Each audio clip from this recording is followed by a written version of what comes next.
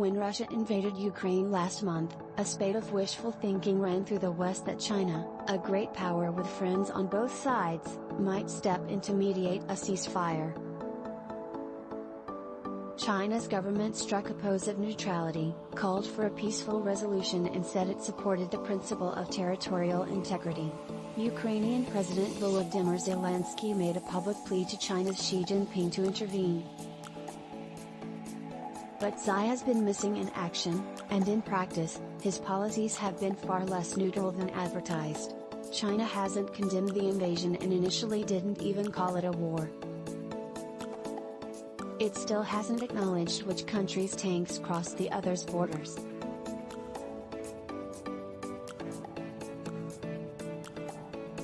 Xi has talked by telephone with Russian President Vladmir Putin, but he hasn't talked with Zelensky.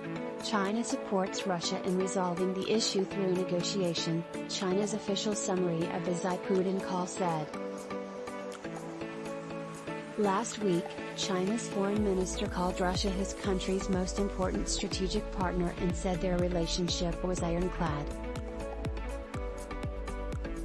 Meanwhile, China's foreign ministry has endorsed Russian propaganda claims that the U.S. military is running bioweapons laboratories in Ukraine. The charge is false. The EU has funded programs to destroy old bioweapons, not produce new ones. There's a contradiction at the heart of China's foreign policy. China wants to be seen as a neutral power.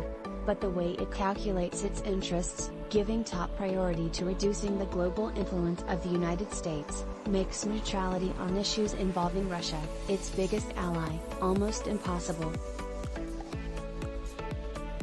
Less than 3 weeks before Russia's invasion of Ukraine, Xi welcomed Putin at a summit meeting in Beijing and declared that their partnership had no limits.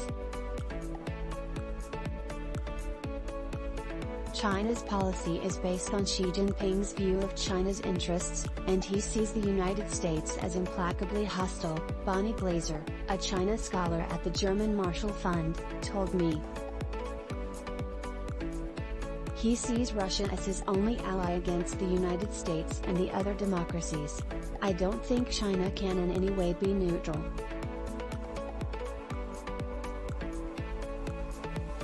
At a strategic and diplomatic level, they clearly lean toward Russia, agreed Evan Feigenbaum, a former State Department official now at the Carnegie Endowment for International Peace.